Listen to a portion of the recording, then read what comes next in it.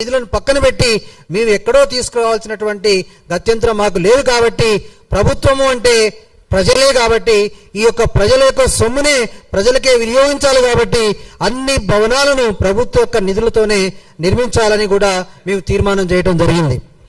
మూడవది, అన్ని కుల భవనాలను కుల సంక్షేమ కార్యక్రమాలకు మాత్రమే వినియోగించాలి. ఇక్కడ కోకాపేట భవనం, కోకాపేట ఏరియాలో రెంట్లు ఎక్కువ వస్తాయి కాబట్టి మేము రెంట్కి ఇస్తాము, మేము ఇక్కడ బయట ఉంటాము అనేటటువంటి కాదు.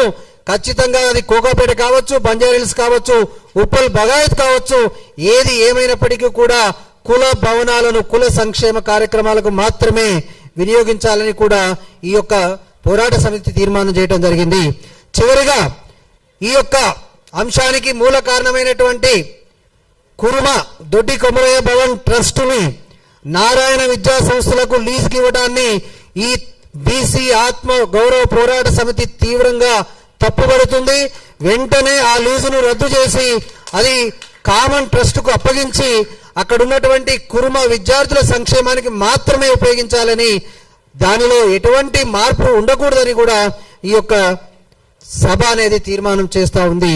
నాకు ఈ యొక్క దానికి ముఖ్యంగా వచ్చి మాకు సంఘీభావం తెలియజేసినటువంటి తెలంగాణ విఠల్ గారికి, అలియాస్ ఓబీసీ విఠల్ గారికి, అదేవిధంగా పూర్ణచంద్ర గారు ఐపీఎస్ గారికి అందరికీ కూడా, అదేవిధంగా తాడూరు సీనన్న కూడా,